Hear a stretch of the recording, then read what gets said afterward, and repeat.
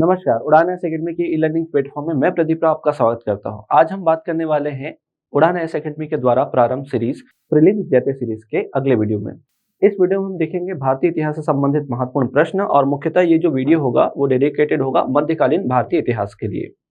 Video में आगे बढ़ने से पहले मैं आपको बता दूं, जो भी अभ्यर्थी छत्तीसगढ़ में एसआई भर्ती की तैयारी कर रहे हैं उनके लिए एक नवीनतम बैच उड़ान अकेडमी के द्वारा प्रारंभ की गई है, जो रायपुर में सिटी प्लाजा ब्रांच में संचालित है। यह बैच शाम की बैच है, जिसका समय है शाम 5:30 बजे से 8:30 बजे तक। अधिक जानकारी के लिए आप नीचे दिए गए नंबरों पर संपर्क कर सकते हैं। अब बढ़ते हैं प्रश्न की ओर। प्रश्न है हमारा पहला, दिल्ली सल्तनत के किस शासक को विश्व का चरवाहा कहा गया है? देखिए, दिल्ली सल्तनत में बहुत से ऐसे शासक हुए जिनको अलग अलग उपाधियों से जाना जाता है, और यह जो उपाधि है विश्व का चरवाहा, सिकंदर सानी, गुलशाह अली, ये सब जो उपाधियां थी वो किसकी थी? अलाउद्दीन खिलजी की थी। अलाउद्दीन खिलजी का कार्य आपने पढ़ा होगा, बाजार व्यवस्था और सैन्य व्यवस्था के लिए इन्हें बहुत ज्यादा जाना जाता है। ये पहले ऐसे शासक थे जिन्होंने दक्षिण की ओर अभियान किया था। उत्तर भारत में तो अभियान किया ही किया, दक्षिण भारत की ओर भी ये गए थे। तो यहाँ से ये जो है इंपॉर्टेंट हो जाते हैं। अब यहाँ से आप किसी भी परीक्षा की आप तैयारी कर रहे हैं, ये हमने जो वीडियो सीरीज लाए हैं ये तो आपको प्री से संबंधित फैक्ट उपलब्ध कराने के लिए, लेकिन आपको पता है कि सीजीपीएससी ही ऐसा ही भर्ती लेने वाला है, तो ये प्रश्न उस परीक्षाओं के लिए भी क्या हो जाते हैं, समान रूप से महत्वपूर्ण हो जाते हैं। बढ़ते हैं अगले प्रश्न की ओर। मध्यकाल में पोथियां, बहिया, अखबारात क्या होता था? अब अगर आपको थोड़ा सा हिंट मिल गया होगा तो ये अखबारात से आप समझ जाएंगे, उसी से बहिया और पोथियां समझिएगा। अखबार जो है होता है, हम क्या करते हैं उसमें डेली जो गतिविधि होती है उसका विवरण हम देखते हैं, पूरे देश दुनिया में क्या हुआ है। तो ये जो था मध्यकाल में, जो पोथियां, बहिया, अखबारात होते थे वो दैनिक कार्यों का विवरण इसमें लिखा होता था। तो शासक क्या बोला है, शासक ने क्या करवाया है, ये सारा जो है इस अखबारात में लिखा होता था। बढ़ते हैं अगले प्रश्न की ओर। अगला प्रश्न जो लिखा हुआ है, क्या एक तरफ विदेशी यात्री लिखा हुआ, दूसरी तरफ क्या लिखा है, शासक। तो आपको बताना है कि कौन सा विदेशी शासक जो विदेशी यात्री जो है वो किन शासकों के दरबार में उपस्थित रहा हुआ है। तो अगर अब्दुल रज्जाक की बात करें तो विजयनगर में जब हम संगम वंश पढ़ते हैं तो संगम वंश के शासक आते हैं देवराय द्वितीय। देवराय द्वितीय के दरबार में पहुंचते हैं अब्दुल रज्जाक, और याद रखिएगा अब्दुल रज्जाक से प्रभावित होकर ही इन्होंने मुसलमानों को अपने क्षेत्र में मस्जिदें बनाने का अधिकार दिया था। फिर बात करते हैं निकोलो कॉन्टी, ये आते हैं देवराय प्रथम के दरबार में। अगर अब सुमेलित करने की कोशिश करें तो मुझे फर्स्ट में 4 चाहिए, तो यहीं पर मिल रहा है 1, और दूसरा मुझे क्या चाहिए, थर्ड का सी चाहिए, तो थर्ड में सी यहाँ भी है, यहाँ भी है। ये दोनों जो है ऑप्शन मैच हो गए हैं, तो उसको नजरअंदाज करिएगा। आपका जो आंसर हो सकता है सही कौन सा हो सकता है, ये वाला। देखते हैं आगे। और इब्न बतूता 1333 में, इनकी बुक का नाम था रहला। और जो विलियम फिंच है, जिनको प्रथम अंग्रेज माना जाता है, जो किनके दरबार में आए थे, अकबर के दरबार में।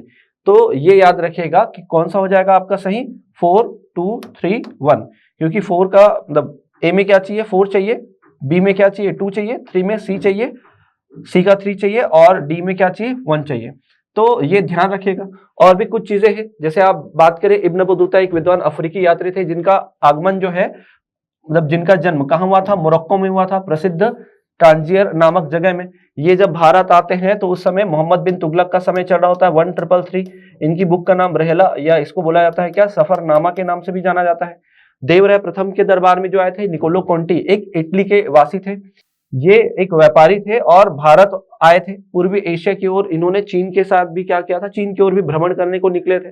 देवराय द्वितीय के दरबार में आए थे फारस के कौन, अब्दुल रज्जाक। फिर अगर बात करें विलियम रॉल्फ फिंच, ये अकबर के दरबार में आए थे। इनको बोला जाता है इंग्लैंड के पहले व्यापारी थे, जो किनके दरबार में पहुंचे थे, अकबर के दरबार में पहुंचे थे। तो ये तीनों के तीनों तो इंपॉर्टेंट है ही। लास्ट में रॉल्फ फिंच का भी नाम आपको अच्छे से याद रखना है। रॉल्फ फिंच हम उतना ज्यादा पढ़ते नहीं है, लेकिन आपने ये अब्दुल रज्जाक, निकोलो कॉन्टी और इब्न बतूता, इनका नाम बहुत बार सुना होगा। तो ये 3 तो इंपॉर्टेंट है। चौथा नाम जो है कौन सा, विलियम फिंच, ये भी आप याद रखिएगा, अकबर के दरबार में इनका आगमन हुआ था। बढ़ते हैं अगले प्रश्न की ओर। अगला प्रश्न लिखा हुआ है, निम्न कथनों पर विचार कीजिए। फिरोज शाह तुगलक ने खिज्र खां को मुल्तान का इक्तिदार नियुक्त किया था। अगर हम पढ़ते हैं दिल्ली सल्तनत और सल्तनत काल में हम तुगलक वंश के बारे में पढ़ते हैं, तो फिरोज शाह तुगलक बहुत ही इंपॉर्टेंट शासक हुआ करते थे। तो इन्होंने क्या किया है, मुल्तान नामक क्षेत्र में किनको, खिज्र खां को नियुक्त किया था। अब जब तुर्क से तैमूर लंग आते हैं, तो इन्हीं का ही मतलब इन्होंने ही किसका साथ दिया था, तैमूर लंग का। किसने, खिज्र खान ने। खिज्र खान पूरा मदद करते हैं, फिर वापस जाते हुए इनको क्या दे देते हैं, लाहौर और इन सबके क्षेत्र प्रदान कर देते हैं खिज्र खान को। तो देखिएगा पहला तो सही है कि फिरोज शाह तुगलक ने खिज्र खान को मुल्तान की गद्दी सौंपी थी, मुल्तान का क्या बनाया था, इक्तदार बनाया था। तैमूर के आक्रमण के समय खिज्र खान ने तैमूर की सहायता की थी एवं उनकी अधीनता भी स्वीकार की थी, ये भी सही है। खिज्र खान ने अपने नाम के सिक्के नहीं चलवाए थे, ये याद रखेगा, क्योंकि ये किसकी अधीनता में थे, तैमूर के। तो इन्होंने अपनी नाम से कोई सिक्के नहीं जारी किए, बल्कि तैमूर और तैमूर के पुत्र शाहरुख के नाम से सिक्के चलाए थे। फिर खिज्र खान लोधी वंश का शासक नहीं, बिल्कुल नहीं था। तो आप देखिएगा कौन कौन सा आपका सही कथन है, तो आपको याद रखना है 1 और 2 ही क्या है, सही है। खिज्र खान ने सैयद वंश की स्थापना की थी। लोधी वंश के बहलोल लोधी, इब्राहिम लोधी और सिकंदर लोधी वो अलग है। अगला देखते हैं, अलाउद्दीन खिलजी के सैन्य अभियानों को सही क्रम में रखिए। जैसे कि मैंने प्रारंभिक क्वेश्चन में ही बोला था कि विश्व का चरवाहा के नाम से कौन, अलाउद्दीन खिलजी जाने जाते हैं। तो इन्होंने क्या किया, उत्तर भारत अभियान भी किया था और दक्षिण भारत अभियान भी किया। तो यहां पर देखिएगा उत्तर भारत में गुजरात, चित्तौड़, रणथंभौर, मालवा और जालोर। अगर गुजरात की बात करें तो गुजरात होता है 1299 में, फिर चित्तौड़ जो होता है वो 1030 में होता है, मालवा जो होता है 1305 में होता है, जो रणथंभौर है वो 1301 में होता है और जालोर जो है वो 1311 में। जैसे कि यहाँ पर लिखा हुआ है आपके पास, गुजरात, फिर रणथंभौर, फिर चित्तौड़, फिर मालवा, फिर सिवाना और फिर उसके बाद क्या है, जालोर। जालोर भी आपके राजस्थान का ही क्षेत्र था। तो अब देखिएगा सबसे पहले गुजरात की बात करते हैं, गुजरात ही हुआ है सबसे पहले 1299 में। फिर उसके बाद चित्तौड़ 1303 में हुआ है, तो ये तो नहीं आएगा। रणथंभौर पहले नंबर पर आ जाएगा। तो पहले मुझे क्या चाहिए, पहला गुजरात चाहिए, फिर उसके बाद क्या चाहिए, रणथंभौर, फिर चाहिए कौन सा, चित्तौड़ सेकंड। फिर देखिएगा मालवा 1305 पे हुआ है और ये 1311 में, तो ये हो जाएगा 4 और ये आ जाएगा 5। तो देखिएगा कहीं पर दिख रहा है क्या, हाँ, ऑप्शन नंबर 1 ये आपका क्या होगा, सही उत्तर होगा। बढ़ते हैं अगले प्रश्न की ओर। अगला प्रश्न क्या लिखा हुआ है, देखिएगा, निम्नलिखित में से कौन सा कथन सत्य है। सत्य कथन आपको बताना है। इल्तुतमिश दिल्ली सल्तनत का प्रथम वैध सुल्तान था, बिल्कुल। इन्हें वास्तविक संस्थापक कहा जाता है क्योंकि इन्होंने अपने नाम के सिक्के जारी किए थे, अपने को स्वयं का दिल्ली का सुल्तान, क्योंकि इन्होंने राजधानी भी परिवर्तन किया था। दूसरा अगर देखते हैं, सिकंदर लोदी गुलरुखी उपनाम से कविताएं लिखते थे, ये भी बिल्कुल सही है। गुलरुखी के नाम से फैशन की शुरुआत जो है वो सिकंदर लोदी ने करवाई थी, ऐसा भी कहा जाता है। फिर अब्दुल्ला ने तारीख दाऊदी नामक पुस्तक लिखी थी, ये भी सही है। और बलबन ने लौह रक्त की नीति को अपनाया था, ये भी सही है। बलबन ऐसे शासक थे जिन्होंने, मतलब गुलाम थे, फिर बाद में क्या बने थे, शासक बने थे। इन्होंने जो इल्तुतमिश के द्वारा चालू किया गया था तुर्कान चहलगानी, उसको बंद किया और लौह रक्त की नीति अपनाई थी अपने विरोधियों को कुचलने के लिए। बढ़ते हैं अगले प्रश्न की ओर। अगला प्रश्न, एक तरफ आपको लिखा है लेखक और दूसरी तरफ क्या है, ग्रंथ के नाम। तो आपको ध्यान रखना है किस लेखक ने कौन सी रचना की है। जैसे कि इब्न बतूता के बारे में हमने बात की है, क्या, रहला नामक ग्रंथ उन्होंने लिखी है। अगर निकोलाउ मनुची की बात करूं तो उन्होंने मुगलों की कहानी लिखी है, जिसको क्या बोला है, स्टोरी ऑफ द मुगल। फिर उसके बाद अगर बात करें बर्नी, जियाउद्दीन बर्नी, तो तारीख ए फिरोज शाही और बदायूनी अब्दुल कादिर जो बदायूं से थे, इस कारण उनको बदायूनी कहा गया। उन्होंने मुख्ताब उल तवारिक नामक ग्रंथ लिखे थे। तो अब देखिएगा 1 का मुझे क्या चाहिए, 4 चाहिए, इन दोनों मिल रहा है। फिर 2 चाहिए, फिर क्या चाहिए, 1 चाहिए और 3 चाहिए। तो इसका आंसर क्या हो जाएगा, डी। अब थोड़ा सा इसको एक्सप्लेन कर लेते हैं। जियाउद्दीन बर्नी जन्म 1285 और 1358 के आसपास मृत्यु हो गई थी। यह एक इतिहासकार, राजनीतिक विचारक थे जो मोहम्मद बिन तुगलक और फिरोज शाह तुगलक के काल में भारत में रहे। इन्होंने तारीख फिरोज शाही लिखी थी। दूसरा, इब्न बतूता 1333 में मोहम्मद बिन तुगलक के दरबार में आए थे। ये भी याद रखेगा कि मोहम्मद बिन तुगलक ने इन्हें अपना दूत बनाकर कहां भेजा था, चीन के बादशाह के दरबार में भेजा था। ये भी क्वेश्चन पूछता है कि इब्न बतूता को किसने अपना राजदूत बनाकर कहां भेजा था, चीन भेजा था करके। अगला, अब्दुल कादिर बदायूनी, तो फारसी भाषा के भारतीय इतिहासकार एवं अनुवादक रहे। इन्होंने कौन सा ग्रंथ लिखा था, तो अभी आपने देखा कौन सा, मुख्ताब उल तवारिख नामक ग्रंथ लिखी है। किसके दरबार में है, अकबर के दरबार में है। फिर निकोलाउ मनुची, यह वेनिस इटली के निवासी थे। घूमते घूमते 16 वर्ष की उम्र में भारत पहुंचे, मुगल दरबार में काम किया, पहले लेखक रहे और जब उत्तराधिकार का युद्ध चलता है तो ये दारा शिकोह की सेना में तोपची का भी काम किया। लेकिन दारा शिकोह की मृत्यु के बाद इन्होंने अपना जो पेशा है बदल लिया और आगे चलकर एक डॉक्टरी पेशा अपना लिया, मतलब आगे चलकर एक डॉक्टर बन गए। तो ये पूरा जो है क्वेश्चन बन सकता है अन्य एग्जामों के लिए।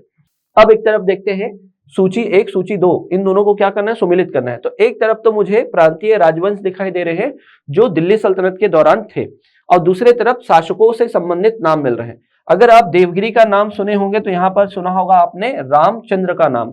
रामचंद्र को ही खिलजी ने राय रयन की उपाधि दी थी। मालवा, मालवा से हटकर हम चलते हैं चित्तौड़, याद होगा रानी पद्मावती यहीं से थी और उनके पति का नाम था रतन सेन। फिर आगे अगर बढ़ते हैं तो रणथंभौर में है हम्मीर देव और मालवा में है हरनंद, और यहाँ महकल देव भी थे। तो अगर मुझे चाहिए ए का फर्स्ट, मतलब फर्स्ट का क्या चाहिए, 4 चाहिए, तो किसमें मिल रहा है, यहां भी है और वहां भी है। फिर आगे देखते हैं थर्ड, यहां भी है यहां भी है।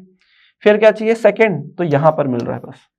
तो कौन सा सही हो जाएगा इसमें, ऑप्शन नंबर बी। बढ़ते हैं अगले प्रश्न की ओर। क्या लिखा है, भारत में तुर्क साम्राज्य की स्थापना के साथ ही इतिहास लेखन का कला दृढ़ता से स्थापित हुई। देखिए दृढ़ता से स्थापित तो पहले से भी था, लेकिन नए सिरे से स्थापित हुआ बोल सकते हैं। सल्तनत काल में भारत में कागज उद्योग विकसित हुआ था। तो हाँ, क्योंकि देखो लेखन काल जो अगर आप ध्यान से समझे, चाइना में सबसे पहले कागज का निर्माण हुआ था, लेकिन सल्तनत काल से पहले भारत में जो लिखे जाते थे वो ताड़ के पत्तों पर लिखे जाते थे। तो दोनों के दोनों कथन सही हैं, लेकिन ये भी याद रखेगा कि पहला जो कथन है कारण उसकी व्याख्या क्या है नहीं कर रहा है, मतलब ये याद रखेगा दोनों सही हैं, लेकिन आर जो है एक ही सही व्याख्या नहीं कर रहा है। ऐसा नहीं है कि कागज उद्योग स्थापित होने के कारण ही क्या हुआ था, ये सब चला था। तो आप ध्यान रखिएगा इस प्रश्न का जो उत्तर है वो बी है। अब देखिएगा क्या लिखा हुआ है, निम्न में से कौन सा क्रमबद्ध कालक्रम विजयनगर राजवंशों के लिए। तो विजयनगर राजवंश की अगर बात करें तो संगम, सुलू, तुलु और अराविडु कुछ ऐसा होता है। 1336 के आसपास में हरि और बुक्का दोनों ने मिलकर क्या किया था, संगम वंश की स्थापना की थी। इस वंश के प्रथम शासक कौन कौन बोलना चाहिए, पहले तो ये संस्थापक, अगर संस्थापक बोलेगा तो हरिहर और बुक्का दोनों का नाम लेना पड़ेगा, लेकिन अगर प्रथम शासक अगर कहेंगे तो हरिहर प्रथम। विरूपाक्ष द्वितीय इस वंश के अंतिम शासक। अगर मैं बात करूं सालू वंश की तो सालू नरसिंह इस वंश के अंतिम शासक कौन है, तो इमाडी नरसिंह। तुलु वंश के प्रथम शासक कौन है, वीर नरसिंह। इसी वंश में आते हैं कौन, कृष्णदेव राय, इन्हीं के बाद शासक बनते हैं कृष्णदेव राय। फिर अंतिम शासक होते हैं सदाशिव राय। सदाशिव राव के समय क्या होता है, राक्षसी तांगड़ी का युद्ध होता है। राक्षसी तांगड़ी का युद्ध कब, 1665 में, और ये समय के बाद ही विजयनगर का अस्तित्व क्या हो जाता है, समाप्त हो जाता है। फिर अराविडु वंश के संस्थापक कौन, तिरुमल, और इस वंश के अंतिम शासक कौन हुए, श्रीरंग तृतीय। ये वाला पेज जो है आपके लिए बहुत ज्यादा इंपॉर्टेंट है, इसको जरूर लिख लीजिएगा। बढ़ते हैं अगले प्रश्न की ओर। अगला प्रश्न, महुयान किस देश का यात्री था जो विजयनगर के शासन काल में मल्लिकार्जुन के दरबार में पहुंचा था। महुयान अगर कहा जाए तो बहुत आसान प्रश्न है, ये कहां से आए थे, चीन से आए थे। लेकिन देखिएगा जो विजयनगर यात्री है उसको आपको बहुत अच्छे से ध्यान रखना है कि विजयनगर आने वाले बहुत सारे यात्री में देवराय प्रथम, जैसे कि हमने एक क्वेश्चन यहां से उठाया भी था, निकोलो कोंटी। देवराय द्वितीय के समय कौन आते हैं, अब्दुल रजाक आते हैं। फिर देखते हैं मल्लिकार्जुन के समय, अभी आपने देखा क्वेश्चन महुयान कहां से थे, चीनी यात्री थे। कृष्णदेव राय, डुअर्ट बारबोसा, डोमिगो पायस और अच्युत देव राय के समय कौन आते हैं, नूनिस। तो ये तीनों के तीनों कहां से थे, पुर्तगीज थे, पुर्तगाल से आए थे। फिर लास्ट में देखते हैं कौन, सदाशिव राव के समय सेवल। ये याद रखना विजयनगर, इन्होंने एक बुक लिखी थी Vijayanagar Nagar a forgotten umpire,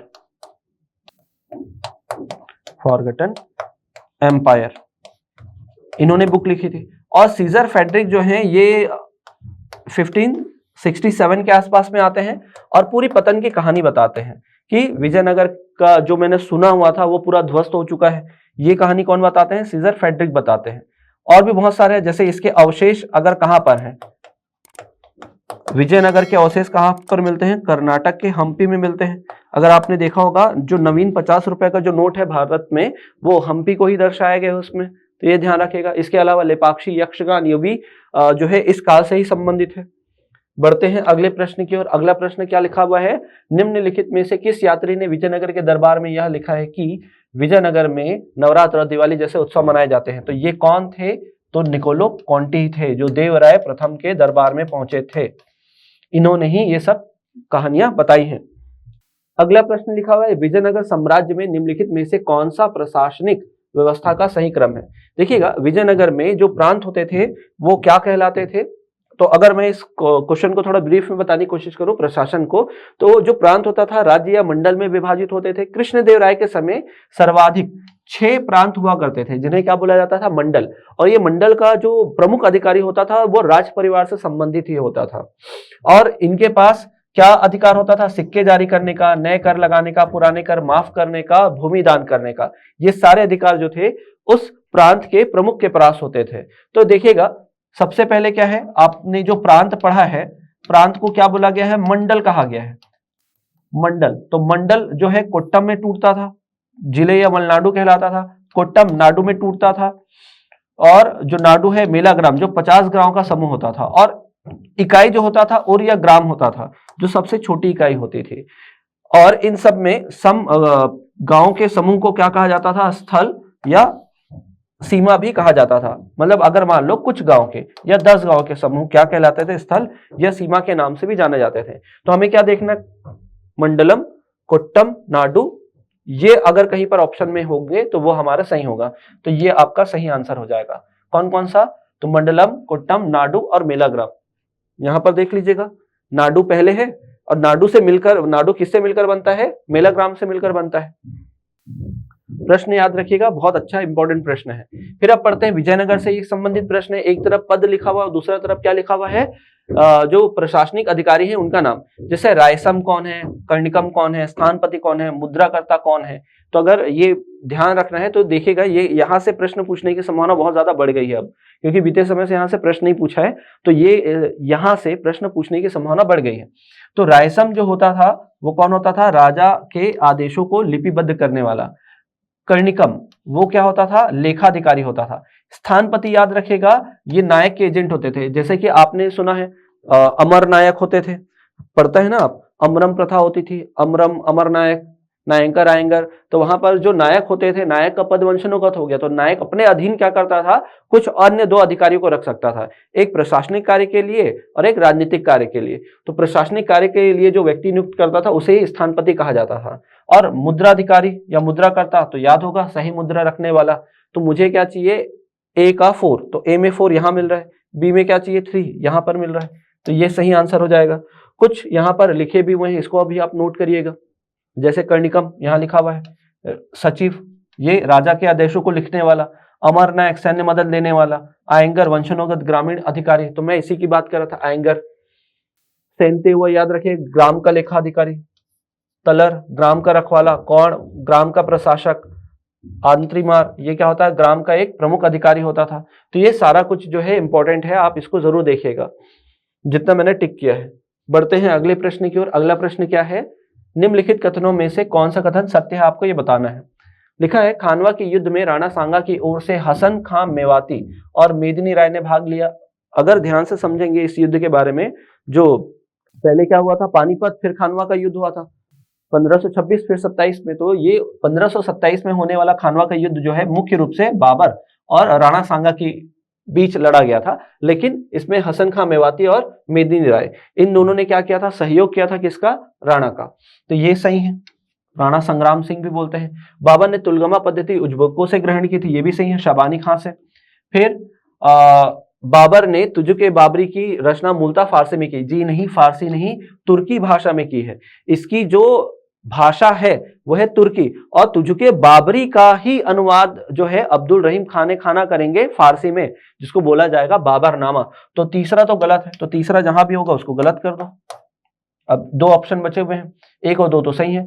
Babar ने भारत में कुल 5 बार आक्रमण किया, जी हाँ सही है, 5 बार, याद रखिएगा 5 बार कुल आक्रमण किया है भारत प्रवेश के दौरान। तो ये सही है, ऑप्शन नंबर सी। बढ़ते हैं अगले पेज की ओर।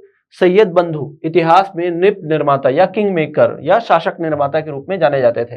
कौन कौन इसमें शामिल है, तो याद रखेगा अब्दुल्ला खां और हुसैन अली, दोनों उत्तर जब मुगल काल पढ़ते हैं तो इनका प्रशासनिक हस्तक्षेप इतना ज्यादा बढ़ गया था, ये एक शासक जो इनके अनुसार कार्य करते थे उनको शासक बनाते थे, और अगर मान लो इनके अधिकार क्षेत्र से बाहर अगर कोई होता था तो उनको हटवा कर, मरवा कर किसी भी प्रकार से राजा के पद से हटाते थे और अपने पसंदीदा व्यक्ति को राजा बनाते थे। तो इनका डिटेल है यहाँ पर, एक बार ये पढ़िएगा। बढ़ते हैं अगले प्रश्न की ओर। अगला प्रश्न क्या लिखा है, एक तरफ मुगल शासक लिखा है और एक तरफ उनके द्वारा जो कार्य किए गए वो, दोनों को सम्मिलित करना है। अगर बात करते हैं अकबर की, तो अकबर ने क्या किया था, दास प्रथा पर रोक लगाई थी, ये सही है। जहांगीर ने किसकी हत्या कराई थी, 1605 में, 1605-6 में अर्जुन देव की हत्या कराई थी। तो पहला तो 3, तो पहले में 3 कहां दिख रहा है, एक ही में दिख रहा है। दूसरे का क्या दिख रहा है, ए। शाहजहां ने क्या किया था, चाहर तस्लीम जो प्रथा थी उसको चालू करवाया था और सिजदा पैबोस को क्या कराया था, बंद कराया था। और औरंगजेब ने क्या किया था, पुनः जजिये कर लगाया था। प्रश्न आसान है, बन जाना चाहिए। बढ़ते हैं अगले प्रश्न की ओर। अगला प्रश्न कहां से है, भक्ति आंदोलन से संबंधित है। क्या लिखा हुआ है, भक्ति आंदोलन का नेतृत्व प्रदान करने का श्रेय रामानंद को जाता है। जी हाँ, कुछ प्रमुख हैं जैसे रामानुजाचार्य, आदि शंकराचार्य, रामानंद जी, इन लोगों ने क्या किया है, नेतृत्व प्रदान किया है भक्ति आंदोलन को। रामानंद जी ने विष्णु के स्थान पर राम को अपना इष्ट देव बनाया था। बिल्कुल, राम जी को इन्होंने अपना क्या बनाया था, इष्ट देव बनाया था। और राममार्गी शाखा की शुरुआत हुई थी। राममार्गी शाखा में रामानंद जी और तुलसीदास जी का नाम आता है। रामानंद ने अपने उपदेशों का माध्यम क्या रखा था, हिंदी। हाँ, हिंदी भाषा में उपदेश देने का जो पहला प्रयास था वो रामानंद जी के द्वारा ही किया गया था। और कबीर जी रामानंद के शिष्य थे। जी हाँ, बिल्कुल, ये रामानंद जी के ही शिष्य थे। अगर आप इनके बारे में पढ़ेंगे तो आपको बहुत अच्छे से जानकारी होगी। तो इसका आंसर क्या होगा, डी होगा। बढ़ते हैं अगले प्रश्न की ओर। अगला प्रश्न क्या है, एक तो विद्वान है और उनके द्वारा जो दार्शनिक मत है वो यहाँ पर लिखे हुए हैं। अगर मैं बात करूं दार्शनिक मत, आपको ये याद रखना है, इसको आप स्नैप ले लीजिएगा, स्क्रीनशॉट ले लीजिएगा। यहां से प्रश्न बनते हैं, जैसे शंकराचार्य जी का है अद्वैतवाद, रामानुज जी का है विशिष्ट द्वैतवाद, निम्बकाचार्य का है द्वैताद्वैतवाद, माधवाचार्य का है द्वैतवाद और वल्लभाचार्य जी का है शुद्ध द्वैतावाद। बाकी तो भास्कराचार्य का भेदवाद, श्रीकंठ का शैव विशिष्ट द्वैतवाद। तो ये आपको याद हो जाना चाहिए। तो देखो, हमको पता है शंकराचार्य जी का क्या है, अद्वैतवाद। मुझे सी में क्या चाहिए, थर्ड चाहिए, 2 जगह दिख रहा है। फिर क्या है, रामानुजाचार्य का क्या है, विशिष्ट द्वैतवाद। तो फर्स्ट का सेकंड, तो फर्स्ट का सेकंड कहां पर मिल रहा है, यही मिल रहा है। यही क्या हो जाएगा आपका फिर आंसर हो जाएगा। बाकी तो आप देख ही सकते हैं, ये हो जाएगा द्वैतवाद और ये हो जाएगा द्वैताद्वैतवाद। तो ये आपका आंसर यहां से मैच कर गया है। बढ़ते हैं अगले प्रश्न की ओर। अगला प्रश्न जो है, प्रमुख सूफी सिलसिले और सुहरावर्दी के बारे में लिखा गया है। इस सिलसिले की स्थापना शिहाबुद्दीन सुहरावर्दी ने की थी। सही है। भारत में सुहरावर्दी सिलसिले को सुदृढ़ और लोकप्रिय बनाने का श्रेय जो है बहाउद्दीन जकारिया एवं ताजुद्दीन तबरीज जी को जाता है। तो ताजुद्दीन तबरीज जी जो है इस शाखा से संबंधित नहीं थे, ये याद रखिएगा। बहाउद्दीन जकारिया तो थे। ये क्वेश्चन क्या हो जाएगा, गलत हो जाएगा ऑप्शन। संत बहाउद्दीन जकारिया ने इल्तुतमिश के विरुद्ध कुआचों को सहायता दी थी। सही है। और इसका मुख्यालय मुल्तान था, ये भी सही है। तो यहाँ पर 1, 3 और 4 सही है। कौन सा गलत है इसमें, ऑप्शन नंबर 2 गलत है। बढ़ते हैं अगले प्रश्न की ओर। किस सूफी संत को उदार सहिष्णु दृष्टिकोण अपनाने के कारण महबूब इलाही के नाम से जाना जाता है। तो ये बोला जाता है कि इनको निजामुद्दीन औलिया को। तो याद रखिएगा, इनको बुद्ध के नाम से भी जाना जाता है। ध्यान रखिएगा, योगी, संत योगी के नाम से भी इनको क्या किया जाता है, जाना जाता है, क्योंकि ये क्या करते थे, योग क्रियाएं करते थे। आगे देखिएगा अगला प्रश्न, सुमेलित कीजिए। एक तरफ लिखा है संप्रदाय, सूफी संप्रदाय, और दूसरी तरफ क्या लिखा है, उनसे संबंधित व्यक्ति। तो अगर मैं बात करूं नक्शबंदी से संबंधित जो है ख्वाजा वली विल्लाह, इनका नाम आता है।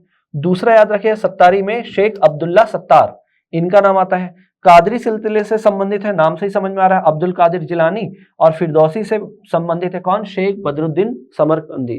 तो ये जो है कहां पर मैच हो रहा है, 1 का 1, 2 का 2, फिर 4 और 3, ऑप्शन नंबर 2 ये आपका सही आंसर होगा। बढ़ते हैं अगले प्रश्न की ओर। अगला प्रश्न जो है शिवाजी के प्रशासन से है, आपको बताना है कौन सा सुमेलित हो रहा है। तो देखिएगा, एक तरफ देखना है पेशवा लिखा हुआ है प्रशासनिक पद, और उनके दूसरी तरफ क्या लिखा है, कार्य। तो पेशवा प्रधानमंत्री, सही है। वाक्य नवीस जो होता था वह दैनिक कार्यों का संचालन करता था, गलत। सुमंत दबीर ये होते थे विदेश मंत्री, सही है। पंडित राव जो है वो धार्मिक कार्य करते थे, जबकि न्यायाधीश का काम तो न्यायाधीश को नियुक्त किया जाता था। हमको क्या देखना है, सही सुमेलित है। तो 2 और 3 सही सुमेलित, 1 और 3 सही सुमेलित है। तो कौन सा सही हो जाएगा, ऑप्शन नंबर 1 और 3। जैसे यहाँ पर लिखा हुआ है अष्ट प्रधान के नाम, तो मैंने आपको बताया था वाक्यन्वयी जो होता है एक मंत्री होता है, वो दैनिक कार्यों का संचालन करता है, जबकि यहाँ पर क्या लिखा हुआ है, सेनापति होता है। तो सेनापति का तो अलग से पद होता था, तो इसलिए ये गलत हुआ। और न्यायाधीश तो न्यायिक कार्य करने के लिए अलग से अधिकारी होता था, तो ये भी क्या हो गया, गलत हो गया। बढ़ते हैं अगले प्रश्न की ओर। अगला प्रश्न क्या है, शिवाजी के अभियानों से संबंधित है। तो शिवाजी के अभियानों से संबंधित अगर बात करें तो पहला क्या लिखा है, शिवाजी के संबंध में घटनाओं। तो सिंहगढ़ 1646 के आसपास सिंहगढ़ पर आक्रमण होता है। अफजल जो होता है 1659 में। पुरंदर की संधि जो होती है शिवाजी के काल से है, इसलिए क्या लिखना है, 1665 लिखना है। और शाहिस्ता खां से संघर्ष जो है 1663 के आसपास होगा। तो इनको क्रम से जमाना, तो सबसे पहले तो सिंहगढ़ आएगा, सिंहगढ़ के बाद मतलब 1 2 4 और फिर आएगा 3, 1 2 4 और 3। ये ऑप्शन नंबर ए क्या हो जाएगा आपका, सही हो जाएगा। बाकी डिटेलिंग भी यहाँ पर दिया गया है, आप यहाँ से देख सकते हैं। बढ़ते हैं आगे अंतिम प्रश्न की ओर, और लिखा हुआ है निम्न कथनों पर विचार कीजिए। पहला लिखा हुआ है क्या, 12 वर्ष की आयु में शिवाजी का विवाह साईबाई निमालकर से हुआ था। शिवाजी के 3 विवाह हुए थे, जिसमें से पहला विवाह जो है 12 साल की उम्र में साईबाई निमालकर से हुआ था, सही है। शिवाजी ने मालव प्रदेश को अपने जीवन के प्रारंभिक कार्यस्थली बनाया, ये भी सही है। मालव प्रदेश में इनके शिक्षा दीक्षा हुई है, सैनिक अभियान इन्होंने सीखा है। फिर 1660 में शिवाजी ने अफजल खां का संघर्ष किया, जी नहीं 1660 नहीं है, अभी हमने थोड़ी देर पहले पढ़ा 1659 में ये संघर्ष हुआ था, तो ये वाला क्या हो जाएगा, गलत हो जाएगा। फिर देखते हैं शिवाजी ने पुरंदर की संधि के अंतर्गत 23 किले मुगल को सौंप दिए थे, जी हाँ 35 में से 23 मुगल को दे दिए थे और केवल 12 अपने पास रखे थे, जहां से ज्यादा धन की पूर्ति नहीं होती थी, स्वयं के पास रखा था, तो ये तो सही है। तो आप देखिएगा कौन से ऑप्शन में 3 प्रेजेंट नहीं है, तो ये गलत हो जाएगा। आपका सही आंसर कौन सा होगा, सी। तो जितने भी मैंने यहाँ पर क्वेश्चन आपके लिए लिए थे वो नवीनतम प्रकार के प्रश्न थे। आशा करता हूँ कि इस वीडियो सीरीज के माध्यम से, जैते सीरीज के माध्यम से आपकी तैयारी बहुत ही अच्छी तरीके से हो रही होगी। मैं मिलता हूँ ऐसे ही अच्छे प्रश्नों की श्रृंखला के साथ, तब तक के लिए धन्यवाद।